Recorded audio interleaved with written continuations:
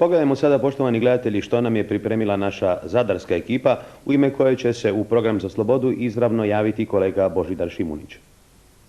Dobar večer iz studija Hrvatske televizije u Zadru. U Zadru je protekao lijep, sunčan, ali i prohladan dan. Na bojištima u zaleđu Zadra i Biograda na moru tijekom cijelog dana oglašavao se neprijatelj pucnjavom iz lakšeg oružja, a prije nepunih sat vremena saznali smo da je u području Masleničkog ždrijela čulo se i 10-ak vrlo snažnih detonacija. Podrobnosti o tome ne znamo. Inače, to je jedan uobičajeni dan, niti sasvim ratni, ali niti onaj sa osobitim zatišjem. Kako smo već javili, Zadarsko-biogradsko područje, ono užo, sinoć je dobilo i električnu struju. To je omogućilo danas u Zadru i Biogradu jedan takav radni dan. Inače, popravak elektrodalekovoda ovaj puta se odvijao zbilja u izuzetnim ratnim uvjetima. Nije prvi put da je Zadar ostao bez struje zbog rušenja i oštećenja stupova dalekovoda, bilo u samim ratnim okršajima ili da je neprijateljska strana namjerno minirala stupove. Ovaj put bilo je i jednog i drugog. Kvarovi su bili brojni i to na samim stupovima, izolatorima i vodičima koji su za srpske teroriste predstavljali vrlo zanimljive ciljeve. Oštećenja su bila na 110 kV dalekovodu kod Kakme iznad Biograda na moru u samoj ratnoj zoni, pa je odlazak na popravak bio zapravo odlazak na borbene položaje. Kvar koji je nastao prije 18 dana radio se dosta dugo s radnicima Splitskog elektroprenosa, s radnicima dalekovoda iz Zagreba i dijelom s radnicima Elektre Zadar. Radnici koji su dolazili na teren morali su svakog dana prelaziti rampu na kojoj su jugovojska i četnici i pri tom prelasku su bili jasno pregledavani, tražili su i se osobne karte, unaprijed se znao broj tih radnika i njihova imena, broj vozila i tip vozila. Tako da ni slučajno nije mogao doći neki radnik koji nije bio na broju. Konkretno za zadnji kvar mi smo se uputili s većom ekipom, s većim brojem radnika, pošto smo računali da je možda kvar veći, no na rampi su zaustavljeni onaj broj ljudi koji je se smatrao da nije prijavljen. Bilo je prijavljeno 8 ljudi, a mi smo došli sa 12-13 ljudi, pa su ostatak ljudi čekao na rampi dok se radovi ne završi. Na popravku su radili i radnici elektroprijenosa Hrvatske elektroprivrede, a najveći teret popravka iznijeli su radnici Zadarske Elektre. Prema pričanju radnika koji su bili na tim položajima, uvjeti su bili nemogući. Naime, dok su radili, približavala im se vojska, jugovojska ili rezervisti, ne zna se koji su redovna vojska, koji nisu, nemaju ni činove, tako da se ni ne zna koji su činovi. Provocirali su ih, naročito su ih provocirali za vrijeme odmora, dolazili za njih, prijetili, vadili pištolj. Tako da su ti ljudi bili prilično ustrašeni koji su radili na tom kvaru. Taj pritisak, kad se on produži jedan broj dana, kao što je u ovom slučaju jedno 10-ak dana, očito da ostavlja tragove na tim ljudima. Tako da smo mi taj zadnji kvar, jasno možda je to i dobro bilo, promijenili ekipu. Tako da su došli sasvim novi ljudi. Doduše i potpukovnik Tkač je isto tako promijenio ekipu koja je čuvala. Do tada su čuvali neki, nazovimo ih rezervisti, bar prema priči naših radnika, no sad je izgleda bila redovna vojska, neki oficiri sa aerobaze Zemunik i ti su radovi potekli u normalnom redu bez nekih zafrkancija, dobacivanja, provociranja itd. Ovo je zacijelo bio do sada najveći kvar na dalekovodima koji napajaju zadarsko područje. Otklonjen je zahvaljujući izuzetnim naporima i hrabrosti radnika Zadarske Elektre, na koje su proteklih dana građani zadarskog područja mislili jednako kao i na branitelje Hrvatske na prvim borbenim linijama. Dolaskom električne struje ponešto je poboljšana i vodoopskrba na ovome području koja je već mjesecima znatno reducirana. Za svršetak našeg današnjeg javljanja iz Zadra evo još dvije vijesti.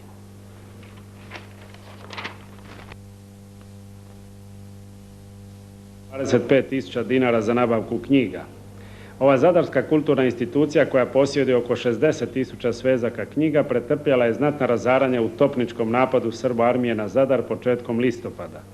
Klub Donat, koji je organizator više akcija za pomoć stradalom Zadru, među kojima je bilo zapaženo održavanje simfonijskog koncerta početkom tjedna u Zagrebu, nastavlja prikupljanjem sredstava i knjiga za Zadarsku knjižnicu.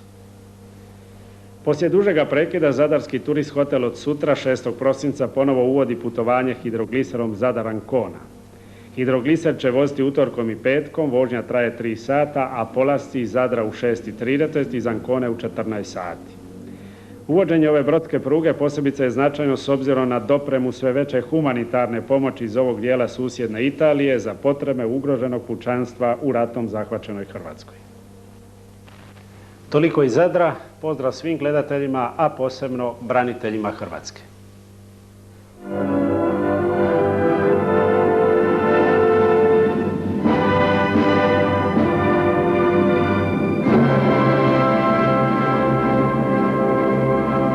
Mjesta koja su trenutno iseljena, primjerice Petrinja, da li ima organiziranog pohađanja škole za njih na području Siska?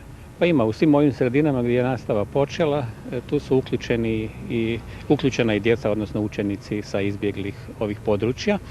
Mi također ovih dana upravo radimo na prikupljanju podataka o njima i osiguravamo zajedno sa Fondom osnovnog školstva Republike Hrvatske i udžbenike. Budući da radio škola počela, udžbenici su već sad neophodno potrebni. Imate li još nešto naglasiti, istaći što u ovom razgovoru nismo dotakli, a vezano je i jedan od problema sisačkog školstva? Pa čujte, moramo reći da u datim uvjetima činimo stvarno maksimum da se kontakti s učenicima i djecom uspostave. Kao što je rekao sam radio škola, kao što je odvijanje stvarne nastave u objektima gdje je to bilo moguće. Djeca se zbrinjavaju, osiguravaju se uvjeti i rekao bi i življenja i boravka i osiguravaju se i ovi besplatni udžbenici, pa i svi drugi uvjeti kako bi se u ovim teškim uvjetima osiguralo djeci na neki način bezbrižni boravak u ovako teškim uvjetima na području naše općine. Više od 200 kamiona i veliki broj cisterni transportnog poduzeća Slavija Trans iz Petrinje donedavno se nalazio po poljima oko Siska. Nakon evakuacije vozila iz Petrinje, najveći je problem bio gdje naći mjesto za njihov smještaj. Za sada je u tijeku zbrinjavanje voznog parka na sigurna i zaštićena mjesta. Anton Petračić. Temperature ispod ništice, kakve su sve učestalije u ove kasno jesenske noći i predzimske dane, najveći su neprijatelji vozilima i vozačima. S tim sezonskim nevoljama suočili su se i profesionalci iz transportnog poduzeća Slavija Trans, čiji je sačuvani vozni park od oko 200 kamiona i cisterni evakuiran iz okupirane Petrinje, do sada bio parkiran po poljima, šumama, njivama i seoskim cestama u okolici Siska. U tijeku je upravo sklanjanje Slavija Transovog voznog parka sa otvorenih prostora na zatvorena i zaštićena parkirališta, gdje će biti stalno čuvana i stručno zbrinuta, servisirana i održavana. Zimsko ratno zbrinjavanje vozila obavlja po šumskim cestama, puteljcima i livadama uhodana terenska ekipa mehaničara i električara. Oni posebnom terenskom autoradionicom pripremaju Mercedese, Fakove, Fijate i Rabe za normalno kretanje i uključivanje u gospodarsko-ratnu eksploataciju. I pred sam kraj još jedna poruka. Danas se u 18 sati u Zagrebačkoj katedrali održava koncert mješovitog pjevačkog zbora Lira pod nazivom Obnovimo našu Petrinju. Pozivaju se stoga svi Petrinjci i svi građani koji su u mogućnosti da prisustvuju ovom koncertu. Lijep pozdrav svima iz Sisačkog ratnog studija. Do sutra.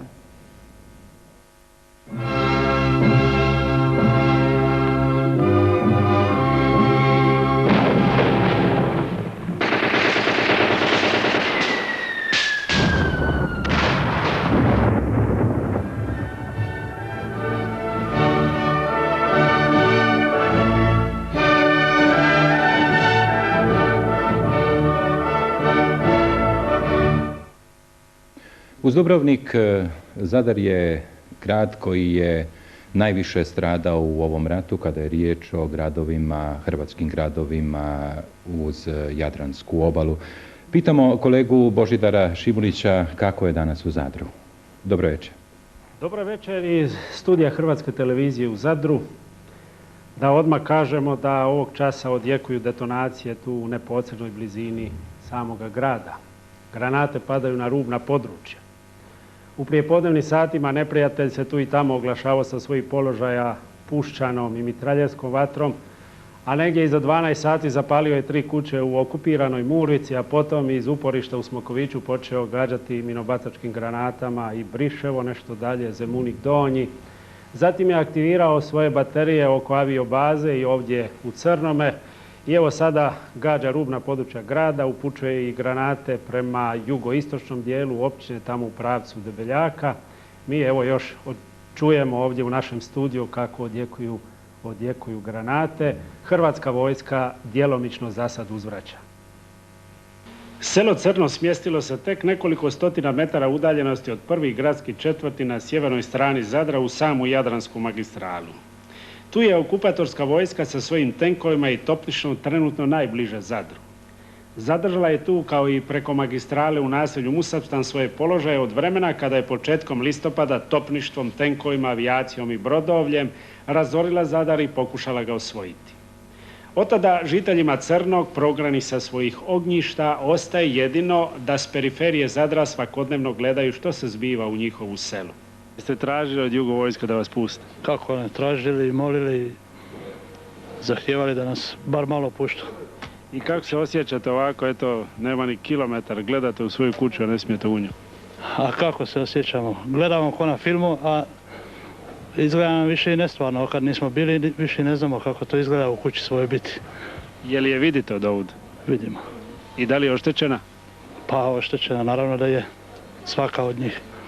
Niste nikakve vijesti čuli o tome što je unutra, kako izgleda, ili ima koga unutra? Kako nismo čuli? Znamo da je odnešeno sve jučer, prekjučer i svaki dan do sada vozu, nosu, pljačkaju.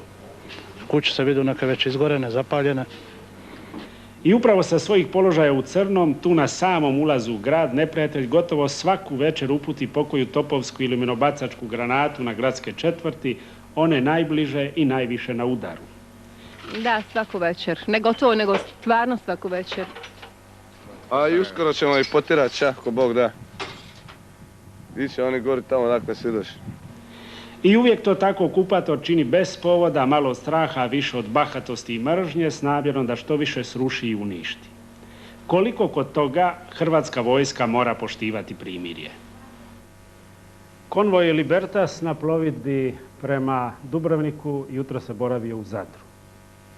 Na plovidbi iz Rijeke za Dubrovnik konvoj Libertas 2 jutro se zadržao oko 3 sata u Zadru, gdje su ga usprkos velikoj hladoći dočekali brojni građani. Zadarski općinski čelnici duže su se zadržali u razgovoru s vodstvom konvoja na brodu Liburnija, te mornarima i putnicima zaželjeli dobro more i uspjeh u misiji mira i domoljublja do ugroženog grada. Zadarski nadvisuk monsion Marijan Oblak blagoslovio je brodovlje, putnike i mornare. Kakva je bila plovidba do Zadra? Pa plovidba je bila u redu, doduše bilo je malo bure bilo. Išli smo dosta sporije s obzirom na ostale koji su u konvoju, pa smo morali uskladiti brzinu s njima. Koliko je putnika na brodu? A imamo negdje oko 400 putnika, to su sve Dubrovčani koji se vraćaju u svoj grad. I kakav je bio doček u Zadru? A čujete, u Zadru tradiciji Zadra uvijek dobrodošli, Zadar uvijek iskazivao dobrodošli su, tako i ovaj put. Konvoju Libertas 2 koji ovaj put plovi pod devizom Jadran slobodno more i koji je iz Zadarske luke svečano ispraćen u pravcu Šibenika oko 10 sati, priključio se određeni broj zadarskih Dubrovčana i zadarskih prijatelja Dubrovnika. U ovom ratnom vremenu na zadarsko područje stiže sve više humanitarne pomoći. Upravo je iz grada prijatelja Romana iz Francuske stigla velika količina takve humanitarne pomoći. Dakle, ta suradnja već traje 10 godina i 9 mjeseci, da budem jako precizan, jer je ona obavljena 81. u ožujku mjesecu. Ona je vrlo plodna, bile su vrlo česte razmjene naših učenika, njihovi učenici, naših športaša, isto tako. Ja osobno sam imao čast posjetiti grad Roman i razgovarati s njihovim sadašnjim gradonačelnikom, gospodinom Henri Bertoleom. Evo ovdje su među nama danas i dvoje koji su posebno angažirani u toj suradnji, u toj razmjeni. To je Madame Geneviève Gaucherin, zatim gospodin Guy Odeje, koji su zbilja silno aktivni bili i u dosadašnjoj suradnji, a sada napose, rekao bih, u ovim teškim trenucima kad nam je potrebna ne samo ta moralna pomoć, ne samo pomoć u ovoj razmjeni ljudi, obogaćivanju, ja bih rekao, naših ljudi koji tako kroz te kontakte sigurno su se, ja bih rekao, i na duhovnom planu obogaćivali, nego potrebna je ta humanitarna pomoć i ove drugi konvoji, ja bih rekao, te pomoći. Oni su već bili prije mjesec i pol dana, tada sa jednom skromnijom pomoći negdje od 7 tona, sada je preko 30 tona robe pristiglo, čega svega pomalo vrijedi posebno zabilježiti da ima oko 15 tona medicinske pomoći, dakle za našu bolnicu, i nešto vrlo vrijedno u toj medicinskoj pomoći, a to je kompletna oprema za zubnu ambulantu. Rat stvori mnoge nedaće. Zbog rata i ratnih nedaća u ovoj školskoj godini u 24 osnovne i 6 srednjih škola na području Zadarske općine nastava je održana samo jedan tjedan. U 2-3 navrata općinski krizni štab bio je čak predvidio početak nastave, ali su to spriječili napadi Srbo-armije. Danas su mnoge školske zgrade oštećene neprijateljskim topništvom, nekoliko sela okupirano, velik dio pučanstva u progonstvu. Nije nevažno ni to da je zadarsko područje već duže vrijeme bez električne struje. Kada će započeti nastava za oko 8.000 srednjoškolaca, od kojih je njih oko 220 pridošlih uglavnom iz Benkovca, Obrovca, Knina, te za 15.000 učenika osnovnih škola, teško je reći. Svi djelatnici u školama su u mjestu rada i čim to dopuste ratni uvjeti započet će nastava. Dotle planiraju se neki oblici nastave za završne razrede srednjih škola i održavat će se u onim školskim zgradama gdje postoje skloništa. Iz pojedinih predmeta već duže vrijeme nastava se izvodi preko Hrvatskog radija studija u Zadru. Nekoliko manjih grupa osnovaca poslano je u inozemstvo gdje će za njih biti organizirana nastava. Eto, dok sve bliže odjekuju granate, odnosno detonacije ovdje prema Zadru, mi vas iz Zadarskog ratnog studija pozdravljamo, a našim braniteljima ovdje na braniku Zadra puno uspjeha. Laku noć.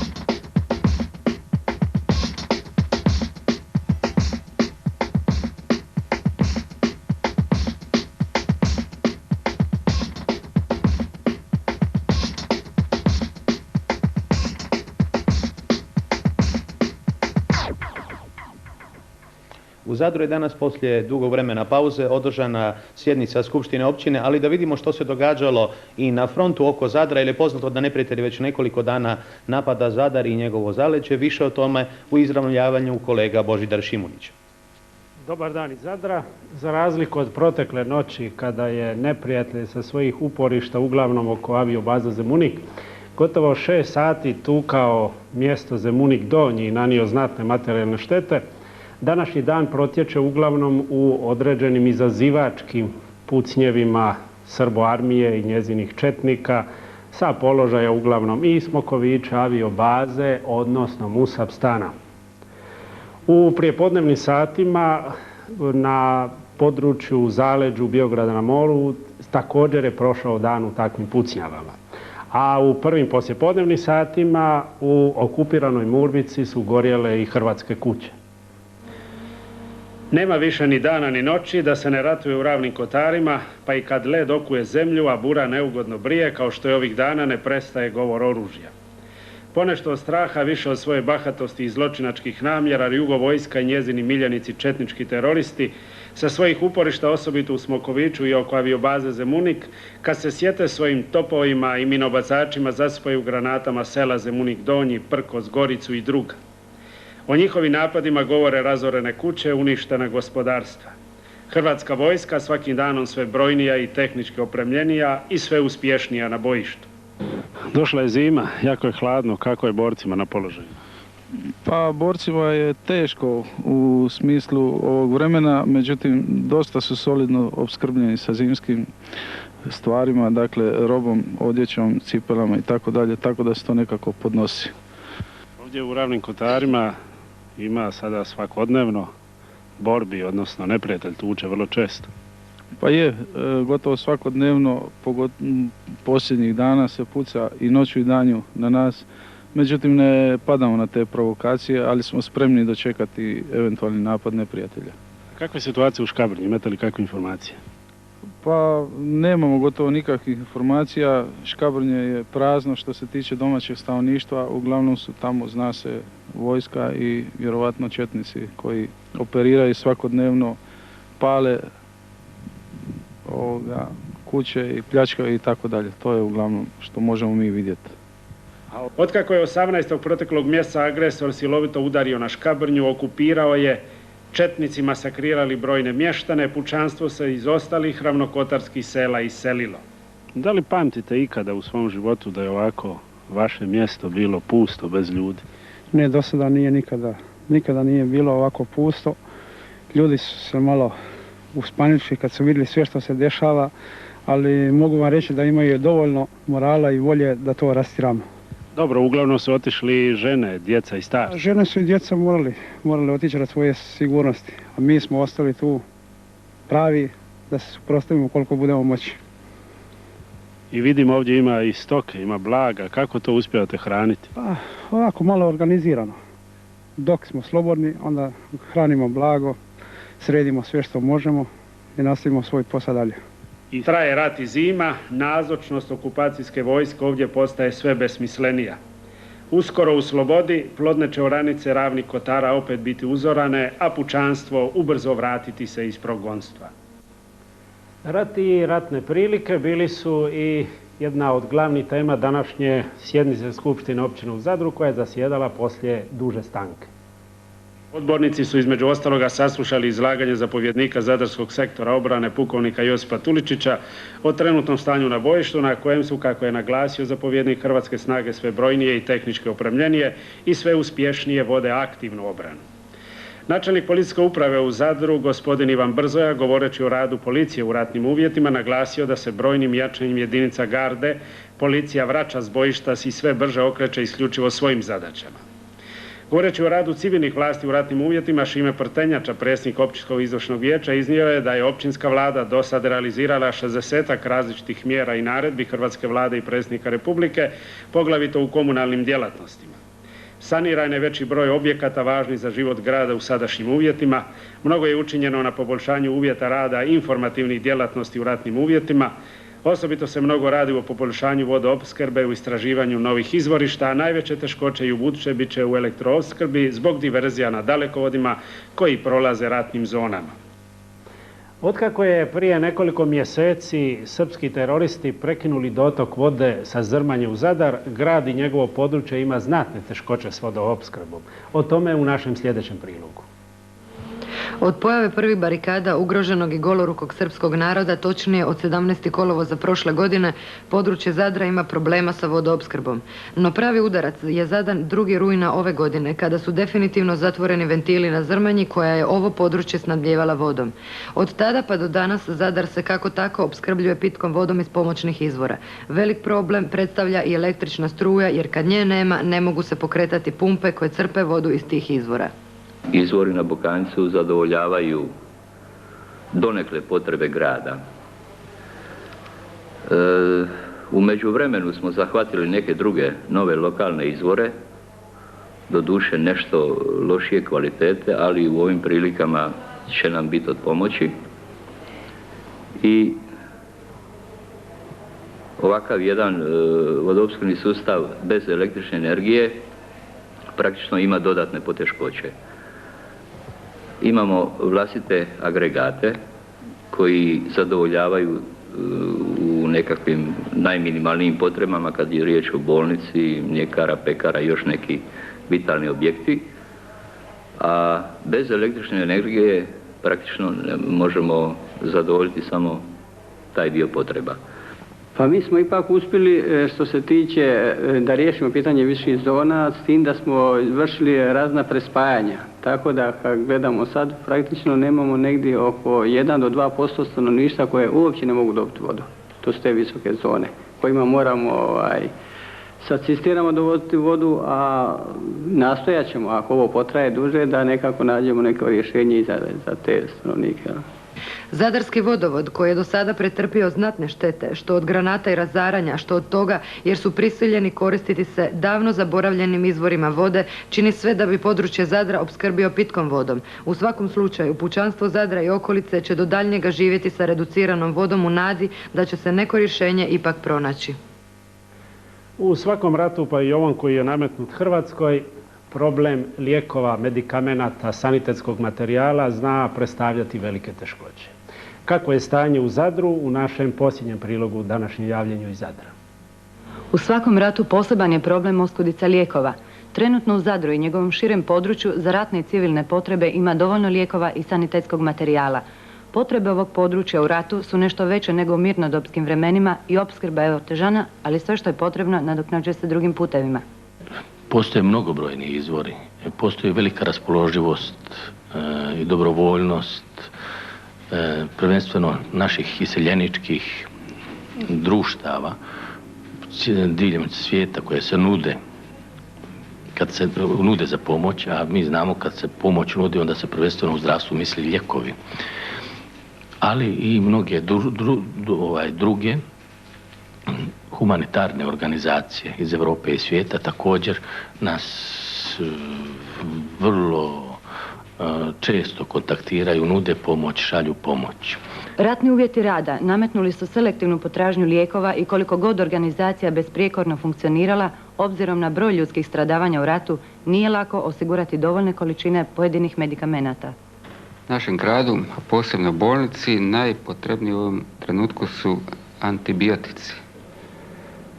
Zatim cjepiva protiv tetanusa i lijekovi protiv bolova. To je ono što je u ovom trenutku, u ovim ratnim prilikama najpotrebnije. Trenutna situacija u ratnom sanitetu nameće zasebne zadaće u nabavi i distribuciji lijekova i sanitetskog materijala. Mi smo organizirali odnedavno isto tako da se taj materijal što bolje i što brže distribuira, da se troši, jer najgore bi bilo kad bi jedna mala količina, jedna kutija svega toga što smo dobili propalo. Rat je medicinskoj službi nametnuo posebne zadatke u zbrinjavanju stanovništva, a posebno žrtava rata. Do sada je u zadarskoj kirurgiji bolnički obrađeno oko 1500 ranjenika, a na nekima od njih su izvedeni i najkompliciraniji kirurški zahvati. U zadarskoj kirurgiji radi se danonoćno i to s više liječničkih timova. Eto, ma koliko god rat nametao razne teškoće, prepreke, život u Zadru ipak funkcionira. Mi vas iz ovog našeg Zadra lijepo pozdravljamo, našim braniteljima želimo mnogo sreće na braniku domovine. Laku noć.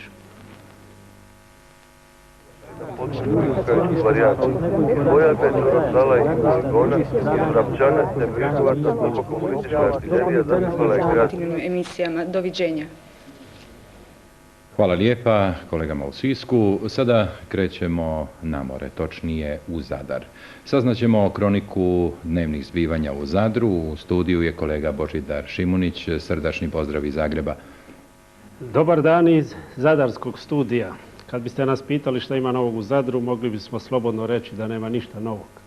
Naime, svakog dana malo pucnjavi iz lakšeg oružja, pa onda nekoliko granata, pa opet malo zatišja. Tako je to i danas. Upravo kad smo mislili da će dan završiti sa onim uobičajenim zatišjem, sa malim, eto tim pucnjavem iz lakšeg oružja, negdje iza 12, odnosno 1 sat, neprijatelj je otvorio i minobacačku vatru na Donju Slivnicu, a prije 15 minuta čuli smo iz našeg ratnog studija, a onda i provjerili telefonski, sa Musabstana, odnosno Crnog, to je ovdje u blizini Zadra, nekoliko je granata ispaljeno na rubne dijelove grada, točnije na Dračevac, to je zapravo zadarsko predgrađe. Inače, današnji dan je protekao kao onaj uobičajeni radni, čak su počele i škole pomalo raditi. Hladnoća je pomalo popustila, što olakšava život i ovdašnjim brojnim izbjeglicama i prognanicima, za koje i dalje ovdje vlada velika i posebna briga. Trenutno na zadarskom području boravi oko 25.000 ljudi ugroženih ratom, od kojih je 20.000 smješteno u samom gradu. Većinom su iz najbliže okolice Zadra, Obrovca, Kninsko-Benkovačkog područja i Slavonije. Za što bolje uvjete njihovog života i smještaja pobrinula su se zadarska hotelska poduzeća u koordinaciji s Centrom za socijalnu skrb i Crvenim križem. Kažete nam odakle ste? Iz Kruševa. Iz Kruševa. Kruševo je sada jedno vrlo porušeno mjesto. Sve je zapaljeno. Sve nas prognali i drugo što će tamo reći. Financijskih sredstava nikada dosta, s obzirom na broj ugroženih, ali ih osiguravaju naša poduzeća, Fond Kralja Zvonimira i donatori, naši ljudi u inozemstvu. Ja sam stigao iz Korlata. Iz Korlata. A da li si stigao sam ili si stigao s obitelji, prijateljima? Stigao sam s obitelji i svi su pobjegli iz Korlata. S ocom i majkom. Otac i majka su s tobom. Imaš li braća, sestara? Imam brata i sestru. Brat mi je na frontu. A sestra mi je u Njemačkoj pobjegla. Kažete mi odakle ste stigli?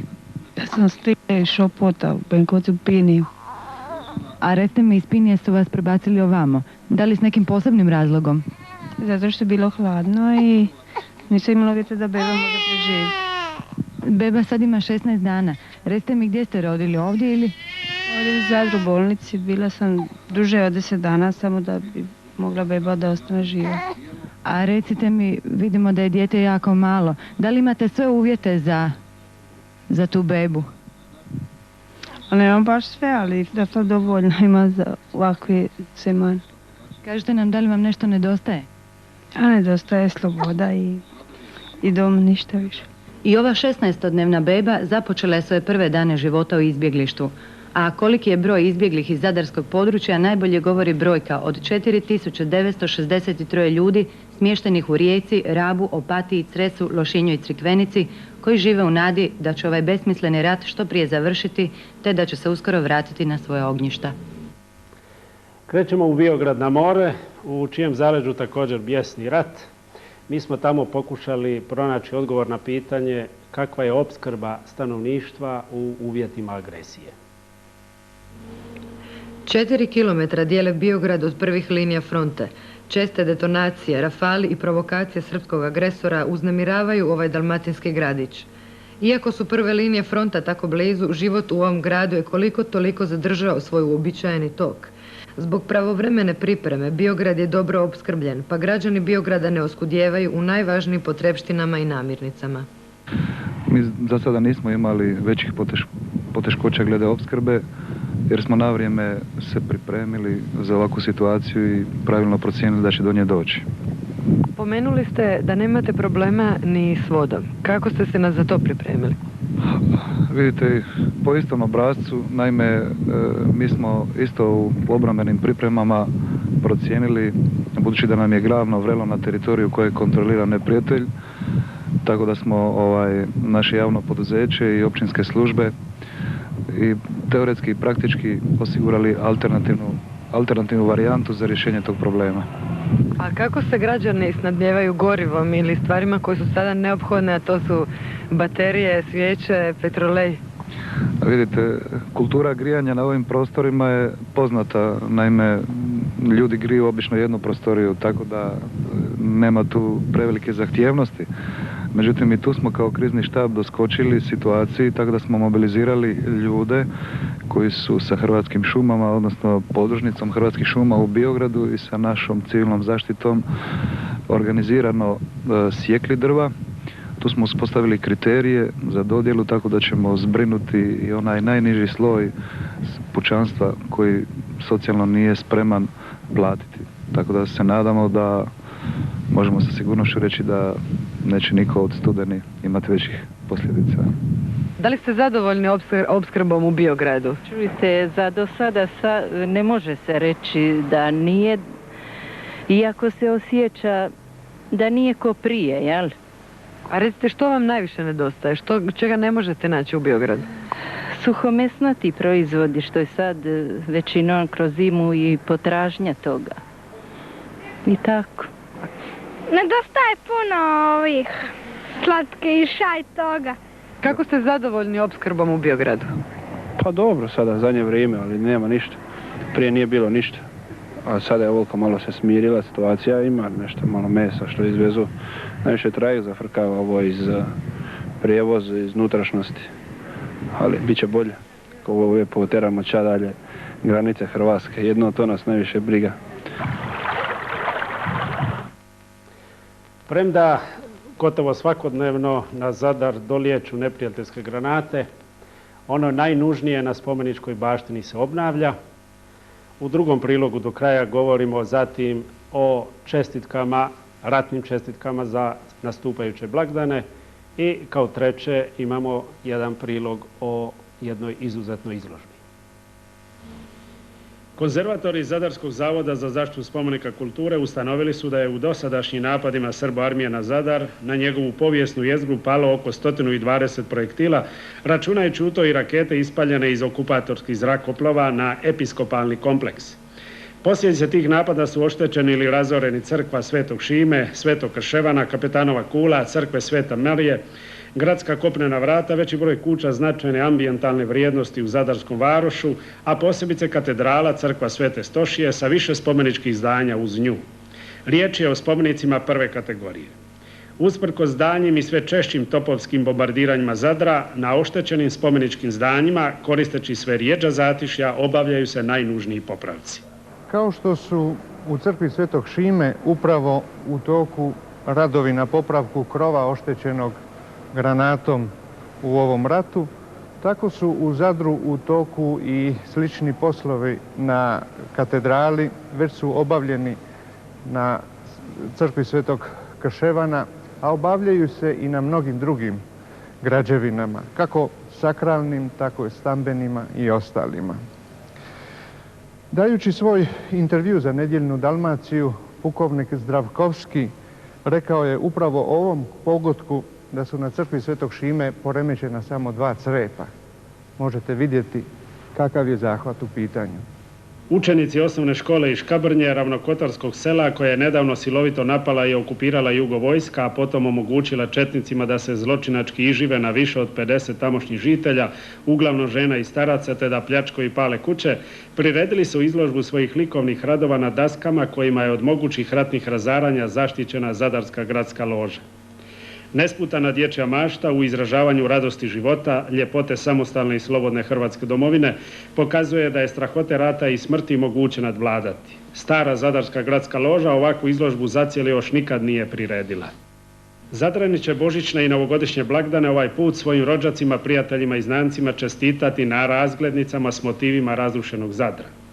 Izdavač razglednica, ukupno 16 motiva autora, zadarskih fotografa Željka Karavide i Arifa Ključanina, samostalni je vod kulturnih djelatnika pri zapovjedništvu sektora. Uz svoju proturatnu i humanitarnu poruku, pomoć Hrvatskoj, odnosno za obnovu Zadra, razglednice imaju i nesumnjivu dokumentacijsku vrijednost.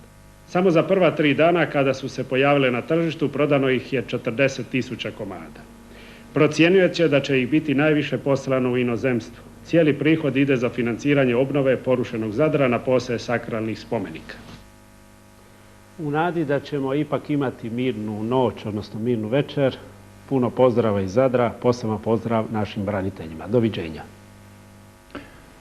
Vašoj nadi pridružuju se i naše želje upravo za tim da Zadrani, ali... Bilo je dosta. Jednom riječju, dan koji obično nazivamo... Eto, toliko iz Siska, čiji su stanovnici još uvijek u skloništima, jer opća opasnost traje. Tko zna koliko će u skloništima ostati, naime, napad na Sisak i okolicu nije prestao. Srdačan pozdrav. Što drugo nego im poželjeti da što prije izađu iz skloništa i da se eto bar pripreme za kakav takav prelazak iz stare u novu godinu. Sada je na redu uključenje našeg studija u Zadru. Ako ste pratili program Za slobodu ili slušali program Hrvatskog radija, mogli ste čuti da je u Zadru se danas oglašavala sirena za znak zračne opasnosti, a čini mi se čak i za opću opasnost. Pitamo to kolegu Božidara Šimunića, kojemu upućujemo srdačne pozdrave. Dobar dan iz ratnog studija u Zadru. Točno 2 puta su se danas sirene oglašavale, pučanstvo je 2. puta u skloništima. I to oba puta razlog je bio nadlijetanje, odnosno bojno djelovanje neprijateljskih zrakoplova. Prvi put su djelovali na području od Zemunika do Galovaca u Ravnim Kotarima, drugi put nešto iza 2 sata opet, odnosno 14 sati opet na tom području, pa potom i kod Stankovaca i na drugim nekim područjima. Međutim, uz ovaj nalet aviona i njihovo bojno djelovanje bilo je i neprijateljskih artiljerijskih granata. Prije podne na nekoliko sela u zaleđu Zadra, a onda negdje iza 14 sati na Zemunik Donji, pa je tu vatru neprijatelj prenio na rubne dijelove grada, odnosno i na pojedine središnje četvrti. Razaranja i materijalne štete ima, o ljudskim stradanjima još ne znamo. No i usprkos tome i usprkos ratnim stradanjima, ipak život ovdje teče. U razmacima sve češćih uzbuna i brojnih odlazaka u skloništa prolaze božićni i novogodišnji blagdani na zadarsko-biogradskom prostoru. Usprkos ratu, neprijateljevim granatama i raketiranjima srboavijacije, život neumitno nameće svoj uhodani ritam življenja, u čemu u ostatku 1991. dosta primjetnog zadovoljstva i vedrije gledanja na budućnost. Božić je ovdje doista najveći kršćanski blagdan koji u vrijeme kad traje prožima sve u životu i vladanju ljudi. Naprosto je nevjerojatno koliko je u hrvatskom narodu na ovim prostorima bogata i oblicima raznovrsna tradicija obilježavanja Isusova rođenja. Svečanost blagdana preseljena je i na položaje Hrvatske vojske, čije su jedinice ovih dana dale i svečanu prisegu bilo u vojarnama, a još više na položajima u stankama između oružanih sukoba. Agresorski rat protiv Hrvatske mnogo je učinio progranicima, mnogi od naših ljudi našli su privremeno utočište u inozemstvu.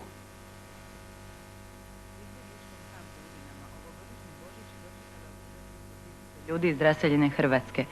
Iako su daleko od svojih domova i najbližih, ovi ljudi nisu zaboravili čar katoličkih tradicionalnih običaja.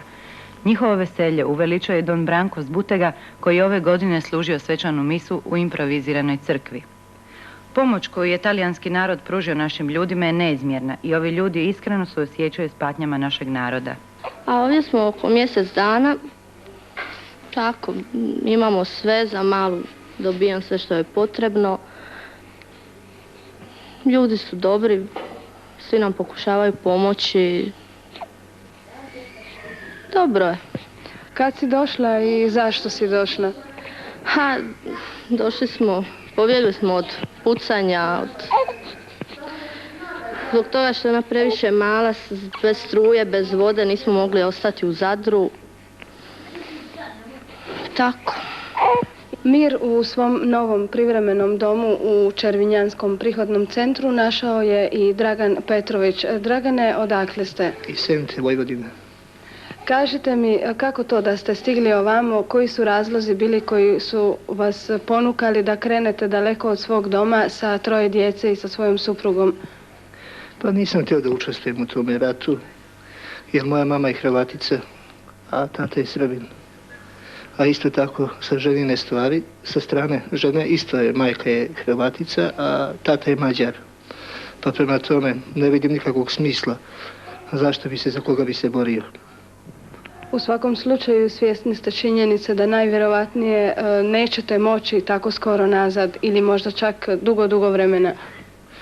Pa sad kakva je situacija, ne znam, najmanje 10 godina, ko zna. Odavde nikako nazad, nema povratka. Ako idem tamo, izdajica sam, ne znam. Da li su od vas tražili da krenete u rezervu, da li ste dobili poziv? Što je bilo to što vas je zaista natjeralo, nagnalo da krenete?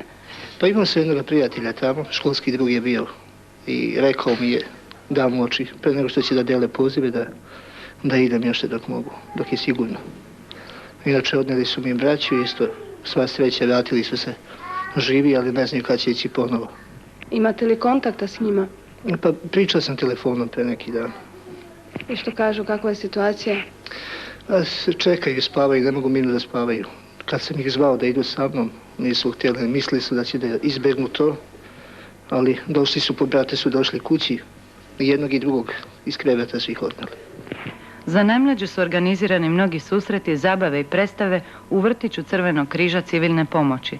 Za odrasle su održane svečane priredbe u izvedbi učenika talijanskih baletnih škola. Skori povratak svojim domovima u slobodnoj i suverenoj Hrvatskoj najveća je želja svih ljudi. Nadamo se da će im se uskoro i ispuniti. Proteklih dana u Europi su boravili i zadarski ambasadori mira, nezavisnosti Hrvatske i slobode. Zadarski djevojački pjevački zbor Juraj Baraković vratio se s turneje po Europi. Tamo je pjevao za mir protiv rata. Sa europske turneje nakon 4 tjedna vratio se u Zadar djevojački zbor Juraj Baraković. Pod vodstvom dirigenta profesora Antuna Doličkog djevojke su održale 21 koncert pjevajući za mir u Hrvatskoj. Kompletna turneja je započela na inicijativu gospođe Jadranke Papadopulo, pa je prvi koncert održan u Čečini, gradu u kojem gospođa Papadopulo i živi. Upoznajući Europu sa hrvatskom sakralnom glazbom te sa svojim nesumnjivim pjevačkim kvalitetama, djevojački zbor je nailazio na velik odaziv i suosjećanje sa patnjama hrvatskog naroda. Uz svoj program, djevojački zbor je europsku javnost upoznao i sa izložbom fotografija razrušenog Zadra i videomaterijalom koji je priredio samostalni vod kulturnih djelatnika zadarskog sektora obrane. Svi prilozi sa ove više nego uspješne europske turneje su išli u korist Caritasa i Crvenog križa Hrvatske. I dok eto u našem ratnom studiju u Zadru čujemo pomalo zvukove detonacija neprijateljskih granata koji dalje, istina nešto rijeđe, padaju po gradu, mi vas pozdravljamo, našim braniteljima puno sreće u njihovu poslu. Doviđenja.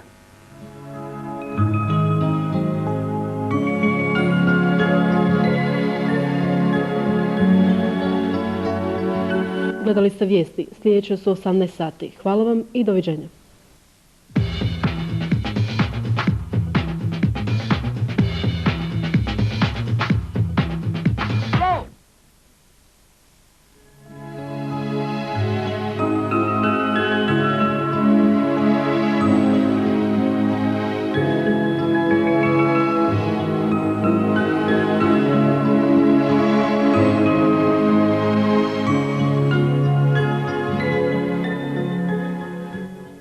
Eto nas ponovno u zagrebačkom studiju programa Za slobodu, ali samo toliko da najavimo uključenje ostalih naših studija u televizijskim centrima. Izvijestit ćemo kakvo je trenutno stanje u Zadru, Osijeku, Sisku i Splitu. Najprije krećemo u Zadar. U zadarskom studiju je naš kolega Božidar Šimunić. Da li je opasnost još uvijek na snazi u Zadru? Dobar dan. U Zadru je opasnost na snazi, zračna opasnost, druga danas po redu. Naime, kad se Zadrani jutros ponadali, kad su izišli iz skloništa negdje oko 7 sati da će imati mirni dan, negdje oko podneva došlo je do prve zračne opasnosti, odnosno uzbune, a nešto kasnije i do druge.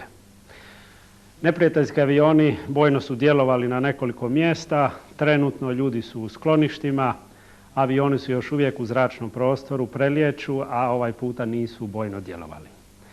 Jednom riječju, eto, u onih 40 sati koji su Zadrani proveli u skloništima, dodajemo današnjih još nekoliko, pa jednostavno nema kraja tim uzbunama i nema kraja boravku u skloništima. No, toliko o tome, mi sada krećemo malo na položaje Hrvatske vojske. Svaki susret s borcima Hrvatske vojske na prvim borbenim položajima ostavlja neizbrisive tragove u našim sjećanjima. Jer tamo se ovih teških ratnih dana na najneposredniji način stvara sloboda i neovisnost Hrvatske domovine. A u obrani Lijepe naše u prvim linijama fronte u borbi protiv osvajača našli su se i stari i mladi, očevi, djeca, braća i sestre. I koliko god ovaj podvelebitski dalmatinski kamenjar bio surov i neplodan, svojom nevidljivom i neraskidivom snagom privukao je sve one koji su na njemu iznikli da ne dopuste zločinačkoj čizmi da gazi po njemu. Ali ovdje se cijelo jutro puca? Cijelo jutro, ali nemamo strah, nema problema. To je već, smo naučeni, ali što više puca, mi smo sve hrabriji. Rekli ste da ste odavli iz Slivnice? Ja sam tu iz Slivnice, inače u 24-5 godina sam u Poreču u Istri živim, inače sam u Gostelji. I koliko ste ovdje na ratištu? Ovdje sam tek došao, imam 10 dana sam došao. Nisam prije mogao doći, pa sam došao sad i ostajem dok ne završi ovaj rat. Vi ste rod? Da, ja sam sinovac od gospodina pokraj mene, rođen tu u Slivnici. Tako, moji su u zbjegu, ja sam došao braniti, inače pomorac. A jeste imali već kakvo vatreno krštenje? Ne, nisam imao, to mi je, možda će mi biti danas prvo. tek sam tu mjesec i nešto, tako. Ali nije me strah. Hvala. Također, čuvajte se i poručimo svim Hrvatima sretnu novu, valjda će biti bolja nego ova. I nižu se tako susreti na bojištu, lica je ratnika sve više, slažu se u naše pamćenje u jedinstvenu sliku odlučnosti i želje da se što brže dođe do konačnog cilja, ali ne bez opreza, jer rat donosi brojne nevolje, poglavito kad se ima posla s neprijateljem za kojega ne važe nikakve ni ljudske ni ratne norme. Evo, upravo smo obavješteni da je kod nas u Zadru dan prestanak zračne opasnosti. Ovaj prilog, susret naš sa borcima na položajima snimili smo za novogodišnji blagdana, a da kažemo odmah usput da danas upravo na tom terenu bjesni neprijateljska vatra, granate padaju, no i Hrvatska vojska uzvraća. A mi da vam kažemo da je u Zadru se pojavio i prvi broj jednog ratnog lista, 112. brigade. Pojavio se prvi broj ratnog biltena 112. brigade Zadarskog sektora. List zaista dugo očekivan, u svakom pogledu dobrodošao, bogat i brojem i raznovrsnošću priloga. Okupio je veliki broj suradnika. Dobro je što su se u njemu pojavili svojim kazivanjima upravo i sami pripadnici 112. brigade. Zapovjednik Marko Čulina u svom članku o nastanku ove jedinice Hrvatske vojske daje zapravo povijest hrvatske obrane na zadarskom području od njenih početaka u proteklih 6 mjeseci. Duško Nikitović, načelnik brigade, s pravom ističe da nitko sa strane neće uraditi ono što možemo i moramo sami, osloboditi svaki pedalj hrvatske zemlje. U listu su dati portreti naših boraca, nije izostao ni gost ni neizbježna humoristička stranica. Posebnu pažnju zaokuplja članak pod naslovom "Zašto se ne odazivaju?", gdje se tretira problem mobilizacije. Rat je vrijeme u kojem mnoge stvari propadaju, ali se rađaju i nove vrijednosti. Upravo u vrijeme ovo ratno Zadar je dobio kabare. Usred rata, točnije kada su granate padale na gradu, Zadru je svojom prvom predstavom krenuo zadarski kabare. Premda je najavljen kao gardijski kabare sklonište, većinu posjetitelja ipak su činile uniformirane osobe. Pojavio se u pravo vrijeme, neophodan, po reagiranju publike i kritike ima budućnost. Posebice iz toga što Zadar ima odgovarajući umjetnički snaga za ovu vrstu scenskog satiričnog kazivanja. Dokazali su to ovaj put glumci Zadarskog kazališta Lutaka, teatarski ansambl Tokar, balerine plesne grupe Sanje Petrovske i članovi pop benda Forum te Srećko Šestan, režiser. Po onome što smo vidjeli, po aktualnosti uprizorenoga te satirično-umjetničkom dometu, nedvojbeno stoji na samom otvorenju naglašavana izreka "Život je kabare". Začetnik ideje i organizator kabareja je vod samostalnih djelatnika u kulturi pri zapovjedništvu sektora Hrvatske vojske. Eto, toliko iz ratnog studija u Zadru. Na kraju sretnu novu godinu svim braniteljima Hrvatske i našim gledateljima. Doviđenja. U njihovo ime zahvaljujem se na najboljim željama.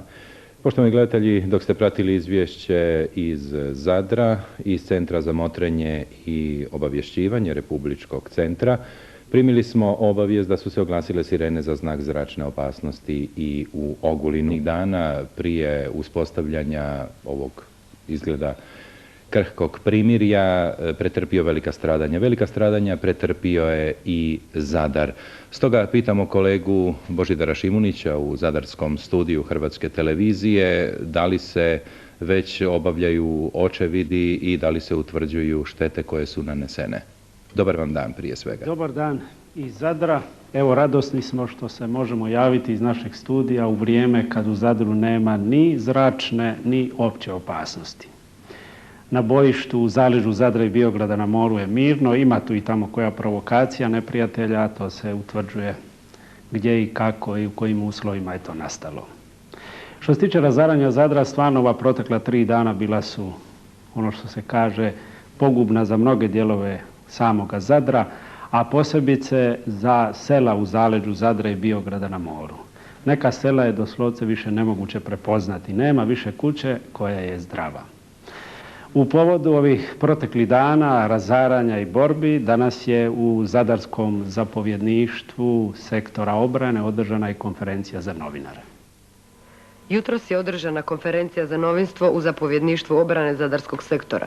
Gospodin Josip Tuličić, zapovjednik Zadarskog sektora obrane, iznio je viđenje zapovjedništva o svemu što se događalo u obrani Zadarskog sektora u posljednje vrijeme. U Zadarskom sektoru organiziramo obranu na frontu dugom 110 km. Na prostoru koji je 80% tenko prohodan. I molim vas da se to uzme kao ovako jedna od činjenica koje govore o težini obrane Zadarskog sektora. Na frontu koji mi branimo skoncentrirane su glavne snage oklopno mehanizirane, artiljerijske i raketne 9. korpusa. U zoni sektora je i 84. zrakoplovna baza Zemunik sa 2 poletno-sletne staze, nekadašnjom vojnom vazduhoplovnom, to je nekadašnja vojna vazduhoplovna akademija, i to je sada jedna od najvećih vojnih utvrda bivše Jugoslavenske narodne armije u Republici Hrvatskoj. Zadnjih 2 mjeseca oteo nam je nekoliko sela koja su zapravo bila naše najslabije točke u čitavom sustavu obrane. U ovim selima koje je zaposjeo neprijatelj nismo uspjeli uspostaviti pravi sustav obrane i to je naš neuspjeh. Gospodin Tuličić je potom obavijestio novinare i o uspjesima Hrvatske vojske na području Zadarskog sektora obrane. Uništili smo do jučerašnjeg dana, a kasnije ćete čuti i za jučerašnji dan, 11 neprijateljskih tenkova. Do zadnjih 5 dana. 11 neprijateljskih tenkova, 18 kamiona, 7 oklopnih transportera, 6 aviona, 3 autocisterne za gorivo, oko 300 neprijateljevih vojnika. Samo u toku 12. mjeseca 1991. godine je ubijeno i ranjeno oko 400 vojnika i oficira. 784 vojnika su prebjegla na našu stranu u zadnja 2 mjeseca, zahvaljujući našoj propagandnoj aktivnosti. Za novogodišnje blagdane neprijatelj je izveo dosad najsnažniji udar na hrvatsku obranu na širokom prostoru Zadarsko-biogradskog područja. Napadao je svim borbeno raspoloživim sredstvima cijelodnevno, a noću je pravio samo kraće stanke. Ilustracije radi da kažemo da su zrakoplovi Srbo-avijacije neprekidno bili u zračnom prostoru i svako malo bojno djelovali. Neprijateljske su snage jučer, na primjer, bile zauzele pojedine dijelove nekih sela kao što su Suhovar i Zemunik, ali ih je hrvatska vojska žestokim protuudarom doslovce otjerala. Od silovitih topovskih i avionskih napada neprijatelj je prouzročio kako u samom Zadru, tako posebno u selima Zadarsko-biogradskog zaleđa ogromne materijalne štete. Na brojne pozive mještana, dakako u izgnanstvu Novigrada, Paljuva, Podgradine i Pridrage, riječ je o mjestima koje je nedavno okupirao neprijatelj, zadarski gradonačelnik profesor Ivo Livljanić ovih je dana uputio poziv, odnosno razgovarao s evropskim promatračima da se na neki način, da isposluju, da stignu u ta mjesta, kako ta mjesta ne bi doživjela onu istu sudbinu, a to je paljenje, pljačka, rušenje, kao što su to već neka sela ovdje okolici Zadra, riječ o Jasenicama, Jasenicama, Kruševu i Škabrnji. A da se život na zadarskom području normalizira, evo pogledajte slike današnjeg Zadra, kako se Zadrani opskrbljuju vodom. Kao što znate, prije nekoliko mjeseci prekinut je dotok vode sa Zrmanje, sjeverno-dalmatinskim regionalnim vodovodom i Zadrani imaju strašnu redukciju u vodoopskrbi. Stanari u višim zonama i nemaju vode. Zadar je bez električne struje evo 62 dana. Ruševine koje je jučer izazvala neprijateljska avijacija danas se na neki način otklanjaju, nastoji se spasti ono što se spasti dade. A u normalizaciju života spada i odlazak Zadarskog kazališta Lutaka u Zagreb. Naime, oni sutra tamo imaju 2 predstave u kazalištu Gavela. Odlaze u organizaciji jednog posljednje vrijeme vrlo značajnog činitelja i važnog za razrušeni Zadar, a to je klub Zadrana u Zagrebu Donat. Ovaj klub posljednjih je mjeseci, odnosno dana, iskazao jednu neobičnu aktivnost u pomaganju Zadru, osobito na oporavku kulturnih institucija. Prikupio je do sad brojne knjige za knjižnice, i gradsku i naučnu biblioteku. Zatim je organizirao koncert Zadarsko-zagrebačke obitelji Dešpaj zajedno sa Zagrebačkom filharmonijom.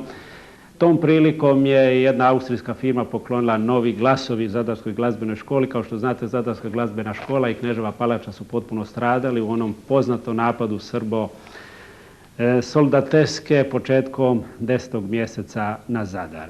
Prije odlaska zadarskih lutkara u Zagreb, evo i razgovora s njihovom direktoricom. Evo počela je jedna plodna suradnja između kluba Zadrana Donat i kazališta Lutaka u Zadru. Idete u Zagreb sada, imate predstavu. Točno, u organizaciji kluba Zadrana u Zagrebu kazalište Lutaka nastupa sa svojom premjernom predstavom u ovoj sezoni Juditon Marka Marulića u režiji Marina Carića. Predstave će se odigrati u kazalištu Gavela i to 2 predstave. Jedna predstava će biti za naše pribjegle iz Vukovara i Slavonije, a druga predstava za građanstvo grada Zagreba i Zadrane u Zagrebu. Da li će se ova suradnja s klubom i proširiti u buduće? Pa mi očekujemo da hoće, jer kazalište Lutaka želi izaći iz okvira zadarskih i vjerujemo da ćemo uz njihovu pomoć još imati suradnju. Drugim riječima izgleda da je klub Zadrana gore u Zagrebu ambasador Zadarskog kazališta Lutaka. Točno. Zadrani zapravo sve u Zagrebu čine da bi na neki način darovali Zadru pomoć u tom vidu. I imate li nekakve obrise tog programa suradnje? Pa mi osim što ćemo i održati predstave, nosimo i naše fotografije porušenog Zadra, zatim nosimo kazetu porušenog Zadra i vjerujemo da će uz njihovu pomoć dostojno se prezentirati situacija u Zadru sada, a o daljnjoj suradnji ćemo sada dogovoriti se kad se nađemo u Zagrebu. Drugim riječima to bi trebalo biti Dan Zadra u Zagrebu. Točno, i evo ovom prilikom pozivamo naše drage Zadrane u Zagrebu da dođu i da pogledaju Juditu, koja je vrlo karakteristična upravo za ova događanja koja su sada u Zadru. Zapravo Judita se iz Splita preselila u Zadar. Hvala vam lijepa. Hvala vama.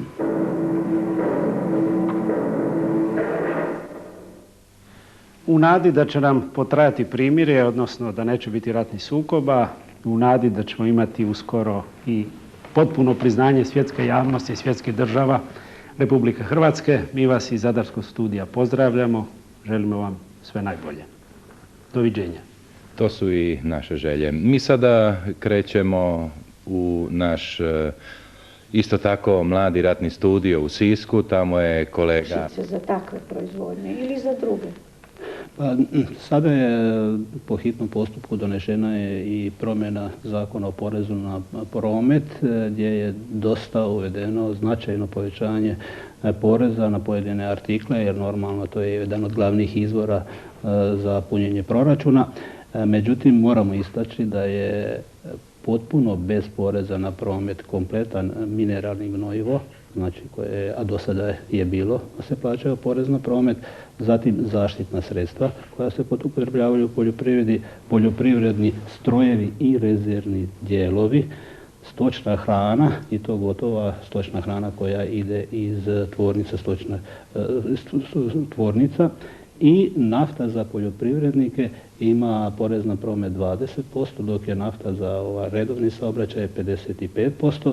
To je negdje oko 7,5 dinara je jeftinija nafta za poljoprivrednike nego što je za redovni saobraćaj. Oni će moći tu korist odmah osjetiti?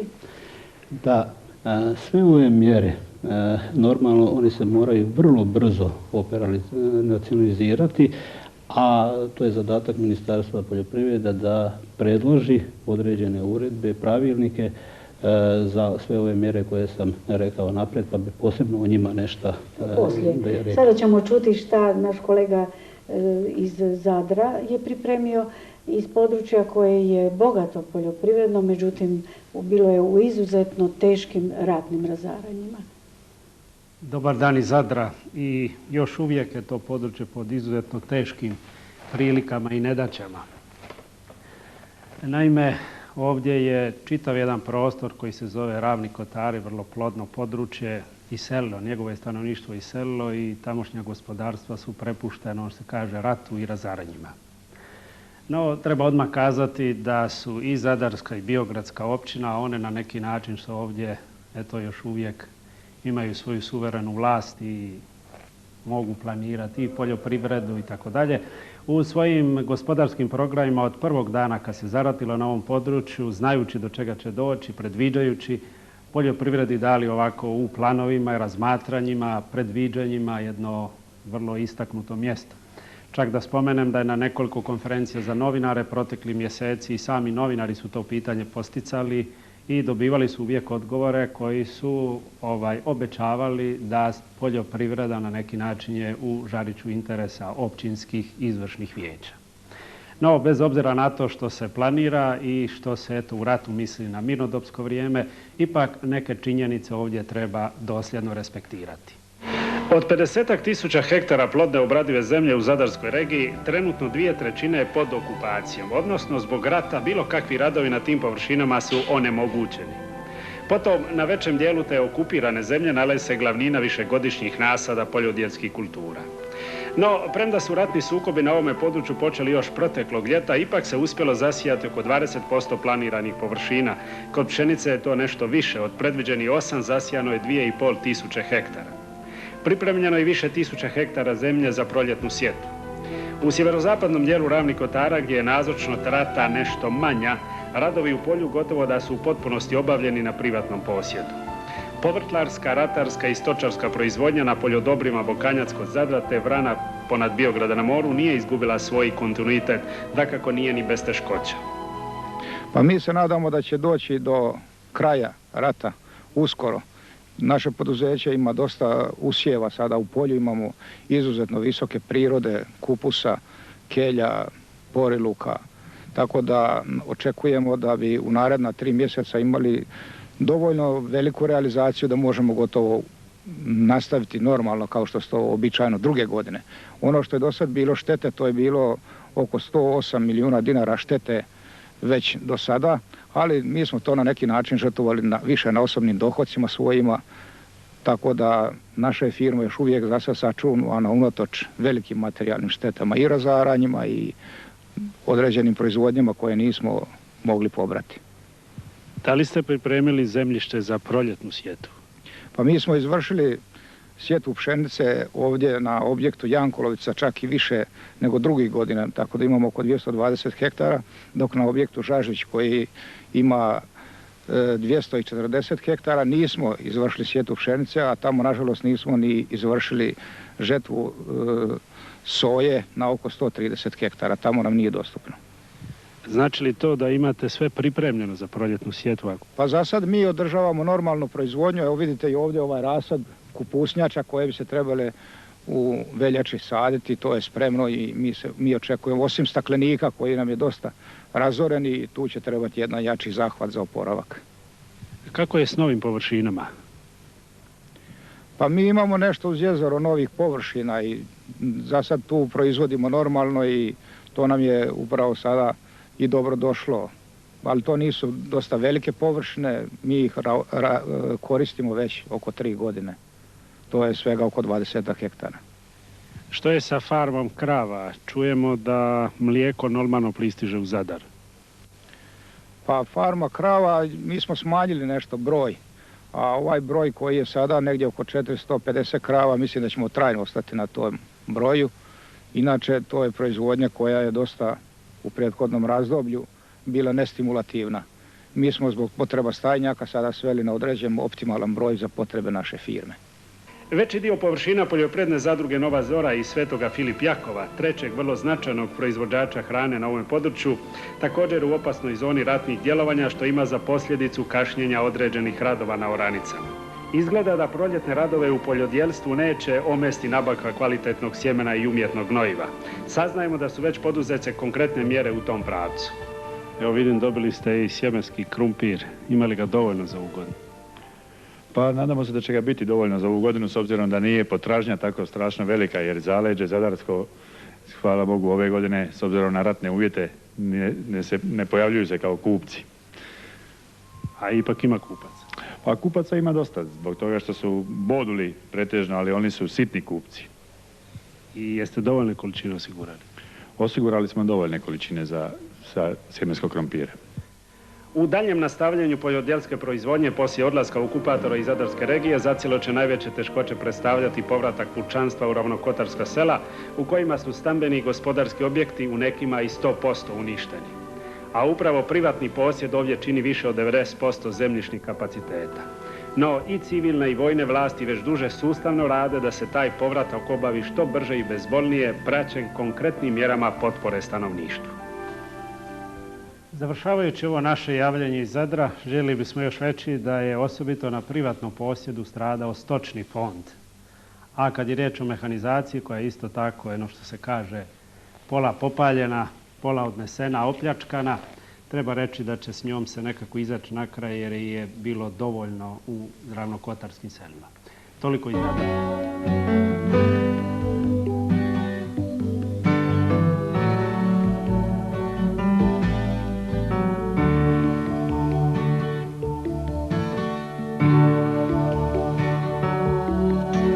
Studija Hrvatske televizije. Doviđenja.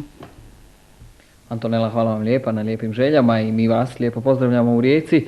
I sada evo posljednjeg studija koji ćemo uključiti, to je studio u Zadru. Tamo nas čeka Sandra Petričić. Dobar dan, Zadar. Dobar dan iz Zadra, gdje dan u primirju karakterizira uglavnom zatišje na bojištima. Naravno, ne izostaju povremene izazivačke pucnjave sa neprijateljskih položaja i to iz lakšeg naoružanja. Ne treba reći da hrvatska vojska na takve provokacije ne odgovara. Ratno je doba u kojem ljudi dolaze u različite situacije. Naravno, najviše je onoga što ne odgovara normalnom ljudskom življenju, ali po onoj da se na muci poznaju junaci, tako se i u nevolji poznaju prijatelji, a Hrvatska baš u ovim teškim ratnim vremenima je stekla u svijetu brojne prijatelje, ljude i institucije koje je pomažu u svakom pogledu. More koje povezuje sve obale svijeta preko zadarskog poduzeća Jugotanker povezalo je u ovim teškim vremenima Hrvatsku i sve ljude dobre volje. Svoje poslovne partnere zadarski Jugotanker je pretvorio u prijatelje hrvatskog naroda i to su oni pokazali na najhumaniji mogući način. Pa obzirom da 4/5 našeg poslovanja se odvija sa svijetom, normalno je da su se ti naši poslovni partneri odazvali ovoj teškoj situaciji za Hrvatsku, šaljući humanitarnu pomoć. To nas veseli iz dva razloga. Prvo, znači da nas cijene kao poslovnog partnera, a ruku na srce u toj humanitarnoj pomoći, htjeli to ili ne, ima i dio marketinga sa njihove strane. A drugo što još više veseli je činjenica da smo mi uspjeli da ti naši partneri pravilno shvate ovu političku situaciju u bivšoj Jugoslaviji i u Hrvatskoj. Što se same pomoći tiče, ona je krenula najprije iz naše susjedne Italije, pa se javila cijela Europa i drago mi je reći čak do Japana gdje smo mi svojevremeno gradili svoje brodove. Pomoć je raznovrsna od pokrivača za krevete do najsuvremenijih lijekova, a kad je to uzelo ozbiljnijeg maha, onda smo se čak i počeli dogovarati sa njima da nam šalju one prave stvari koje smo u gradu usuglasili sa Caritasom, Crvenim križem ili medicinskim centrom i koristim priliku da se zahvalim našoj službi nabave na profesionalno obavljenom poslu u tom smislu. Recite, osim ta poslovna suradnja i ta prijateljstvo koje se sada pokazuje i dokazuje prema Hrvatskoj od vaših poslovnih partnera, koje još vidove suradnje imate s njima osim slanja humanitarne pomoći? Da li je to samo za zadarsko područje ili to se razgranalo po čitavoj Hrvatskoj? Pa uglavnom za zadarsko područje u početku je tu bilo dosta problema sa transportom robe, pa smo mi na naš račun i uz naše troškove to dovozili iz Italije ili morem ili kopnom i tako dalje. Ostala suradnja naravno je isključivo poslovna i to ne od jučer nego već decenijama. A kao što sam ranije rekao, unutra je i dio marketinga jer oni računaju na nastavak suradnje kada se stvari u Hrvatskoj srede i računaju na nas kao ozbiljnog partnera što nama naravno imponira. More, otvoreni put suradnje i prijateljstva. Put koji... Dobar dan. Dobar dan iz studija u Zadru. U danu u kojem inače na bojištima se zanemarivo oglašava oružje, bez osobite euforije, ali i s primjetnom srećom i zadovoljstvom na licima ljudi zadarskog kraja. Zadarsko jutro na dan priznanja je nestrpljivo, slobodnije, drugačije od svih ostalih jutara do sada, dočekano sa radošću i olakšanjem. Grad koji je ovaj dan dočekao sa gotovo 4000 razorenih kuća, stanova, škola, sakralnih objekata, štetom u gospodarstvu koja premašuje 400 milijuna njemačkih maraka, sa 30.000 prognanika, živi današnji dan jače i slobodnije. Strahote rata potisnute su novim životom domovine Hrvatske. Kako doživljavate današnji dan i priznanje Hrvatske?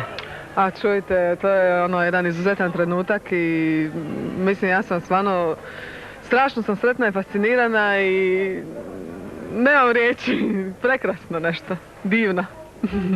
Ovo je dan koji smo svi čekali, a najdraže zbog moje majke koja je ovo najviše čekala, vjerojatno od mnogih građana Zadra, pogotovo. Ovo je odlična stvar. Večera se vidimo na fešti. Ja mislim čim prije to bolje da budemo slobodni i da se riješimo ovoga vraga uzgora. Razumite što hoću reći? Hoću reći da napokon hoću da budem slobodan. Da mogu reći da sam Hrvat i da... Što ja znam? To sam sanjao. To mi je bilo uvijek zabranjeno, to nisam nikad smio reći. Sad napokon to mogu reći. Ime Zadra vijorilo je u grimizu krvi i ognja, u dimu požara uz jauk djece i žena pod ruševinama, kao barjak kroz stoljeća. To su riječi Krležinog predgovora za knjigu Zlato i srebro Zadra i Nina. Zlato i srebro Zadra su ove kuće, ulice i ljudi, sam grad koji ponovo izlazi iz ruševina, uskrsava u novom životu. Zvona Svete Stošije, zaštitnice Zadra, čiji se blagdan danas slavi, znak su i zavjet za novi život slobodne i neovisne nam domovine Hrvatske. Današnji 15. siječnja, dan međunarodnog priznanja Lijepe naše, ujedno je i blagdan zadarske zaštitnice i naslovnice katedrale Svete Stošije. 15. siječnja, dan kada priznanje međunarodne zajednice Republika Hrvatska postaje i međunarodno priznat pravni subjekt, blagdan je i Svete Stošije, naslovnice katedrale i nebeske odvjetnice Zadarske nadbiskupije. Blagdan Svete Stošije slavi se u Zadru više od 1000 godina. U Zadarskoj katedrali održane su svečane koncelibrirane mise koje je predvodio zadarski nadbiskup Monsignor Marijan Oblak. U svojoj poruci on je između ostaloga pozvao vjernike da ujedine svoje molitve s molitvom i zaslugama Svete Stošije mučenice kako bi prestao nametnuti rat u Hrvatskoj, da nastupi pravedan i trajan mir, započne povratak naših prognanika i obnovi se život naših porušenih mjesta. Zadarski općinski čelnici, koji su inače danas bili nazočni na svečnoj misi u katedrali, započeli su svoj radni dan u znaku maslinova stabla, simbola mira. Naime, na dan proglašenja međunarodnog priznanja Lijepe naše, uzgajivač maslina i poznati zadarski cvjećar Rade Babić obradovao je prigodnim poklonom gradarske oce, pokloniši im jutros maslinovo stabalce. Ne otići u Biograd na more i ne zabilježiti što se tamo dešava na današnji dan bio bi veliki propust, jer Biograd na moru i njegovo područje osjećaju teret ovog prljavog rata poput svih drugih agresoru izloženih područja. Zaštitnica i grada Biograda na moru, za blagdan ponajprije svečana služba Božja. Radost i zadovoljstvo zbog međunarodnog priznavanja samostalnosti, suverenosti međunarodnog pravnog subjektiviteta Republike Hrvatske ljudi ovdje izražavaju na različite načine. Pa ja mislim da se to osjeća na svakom kutu ovdje, ali na jedan specifičan način. U srcima ljudi je jedna pritajna radost, ali nadam se da će biti vremena za onaj pravu onu radost i pravo slavlje. Sada je to samo naša velika želja, ali mislim da je u svima nama radost. Sretan dan izgleda danas. Je li još po čemu sretan? Pa naravno, po priznanju naše republike od svih zemalja ili gotovo svih zemalja Europske zajednice, a to je velika stvar, zapravo nešto najveće što se moglo i najznačajnije dogoditi. Hoće biti onda danas fešte u obitelji? Biće friške ribe, za nas Dalmatince, a to je prava stvar. Svečano, a dakako u granicama ratnih prilika, danas su u Biogradu na moru dijelovi 134. brigade, kojom zapovjedaju pukovnici Rodoljub Barić i Frane Šarić, dali svečanu prisegu. Pa nismo slučajno izabrali baš današnji datum kada će Hrvatska biti priznata kao neovisna samostalna država. Kažem, nije slučajno, to smo namjerno tako odabrali baš taj dan da bismo, eto, pokazali čitavom svijetu u stvari kakvu mi to državu želimo, kakvu to vojsku stvaramo i šta u stvari mi hoćemo. Današnji dan je sigurno za sve nas, pripadnike Hrvatske vojske, veliki dan. Ovo je veliki povijesni trenutak.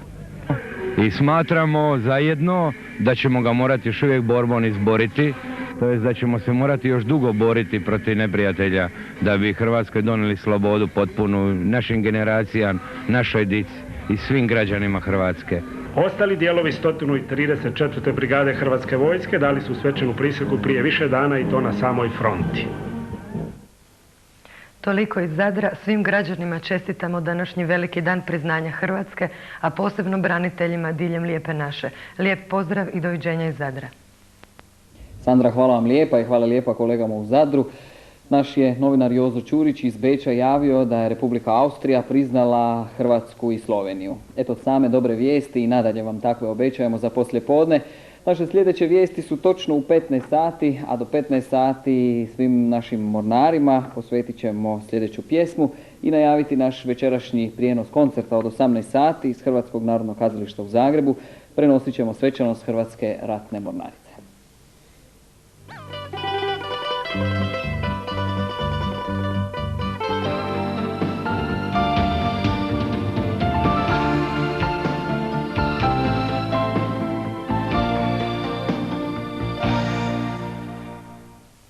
Sada ćemo vjerojatnije imati više sreće sa Bjelovarom. Dobar dan, Ana Mudrić.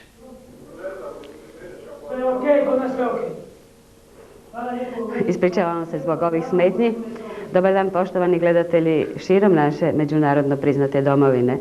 Na bjelovarskom području danas protiče inače dežurna ekipa vas pozdravlja i želi prijatne vikend.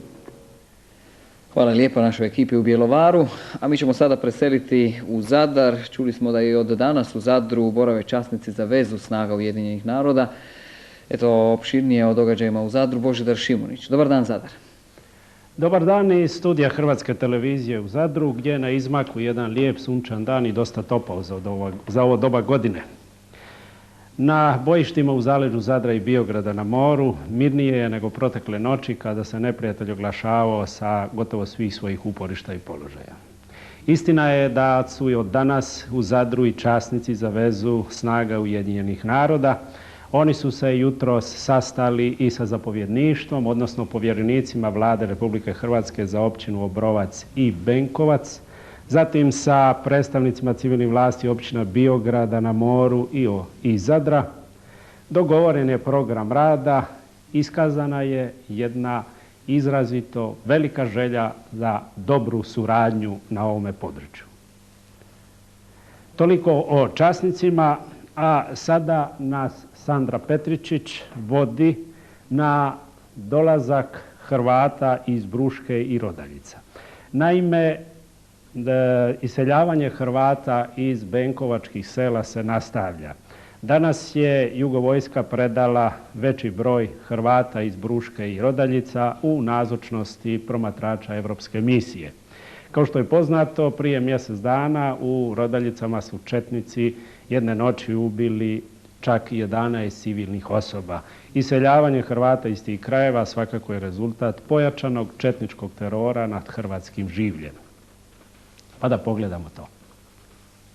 Iseljavanje hrvatskog pučanstva sa područja koje je okupirala agresorska vojska se nastavlja. Danas su uz prisustvo promatrača Europske misije predstavnici okupatorske vojske predali 2 autobusa civila iz Bruške. Ima 3 mjeseca nisam ležala u kući. Onda znaš kako je. I sve ste ostavili tamo? Ostavili sve. Ja i nemam ništa, ja sam kazetom stojim, ali moj čovjek poginio u prvom ratu i tako sam sirotnja, nemila. Reci, koliko imaš godina? 15. I do sad si živio gdje? Bruškoj. I sad si otišao danas sa roditeljima ili si sam? Sa roditeljima. I zbog čega ste otišli? Zbog tih problema što ima i toga. Što je bilo? Pa u Bruškoj je ubilo tih 10 ljudi i to. Ko je ubio? Četnici. Zbog čega su vas otjerali? Radi ovoga što je 10 poginulo u Bruškoj, to je jedan najteži slučaj bio, nesigurnost, razni pljačka, upada u kuće i tako ljudi se više ne osjećaju sigurnim. Ležali smo još po šumami, u kamenu, sa djecom, sa starcom, 100 godina, 3 godine tu ima jedan stari. I više nismo mogli da izdržimo. I kud sada ili, znate kad čovjek napušta svoj kuć, da mu nije lako. Danas je iz Škabrnje u Zadar stigao i Did Joso. Kao što je poznato, u Škabrnji su prije 2 mjeseca prilikom okupiranja Škabrnje četnici napravili masakr nad civilnim osobama, stradalo je desetke ljudi. Evo Dida Joso kako izgleda, poslije 2 mjeseca niko nije za njega znao, pojavio se danas u Zadru, sam je živio. Toliko o našim izbjeglicama. Za kraj našeg javljanja iz Zadra idemo našim gardistima, ali ovaj put ne na prve linije fronte, nego u kabare.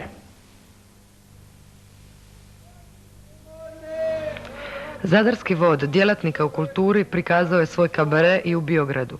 Nakon dugo vremena hrvatski vojnici mogli su se makar na kratko opustiti, no oprez i nevjerica ih ne napuštaju. Kako ovih dana na položajima dok traje ovo primjer, koliko im vjerujete? Pa mi njima ne vjerujemo ništa, dokazali su to puno puta. Tako da, što se vjerovanja tiče, to se sve zna. A ove dane bilo gusto, ali znamo zašto. Ovo je jedna od rijetkih večeri u zadnjih ne znam koliko mjeseci kad se možete odmoriti. Što vam sve skupa ovo predstavlja? Pa dobro je, jako je to dobro radi relaksacije i malo da se ipak vratimo u civilstvo, to nam je i želja. Ali mislim da baš ipak nećemo tako brzo, ali vratit ćemo se u civilstvo. Ali evo ipak imate par minuta slobodnog vremena i možete eto gledati program ovog večerašnjeg kabareja. I kako se sada osjećate? Pa ja baš nisam ovdje u Biogradu na odmoru. Znači inače u Zadru u aktivnom gardu već. Iz Crvene Luke bivša. Samo što sam tu večeras došao u posjetu pa sam svratio. Najveće mi dobro došlo, ako se malo oslobodim, smirim živce i ja i ostali dečki, ja mislim tako isto misle. Samo da živce malo smirimo.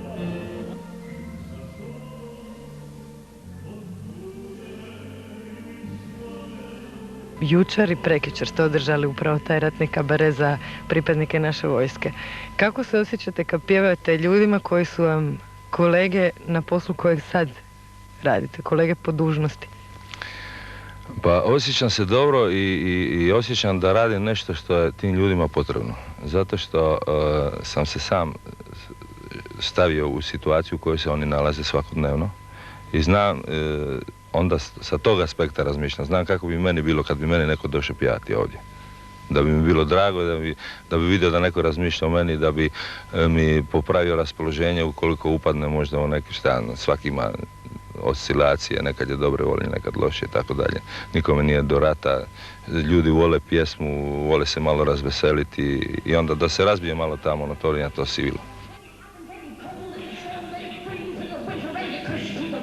Kabare Zadarskog voda, kulturnih djelatnika, je uspio razbiti sivilo ratne svakodnevnice.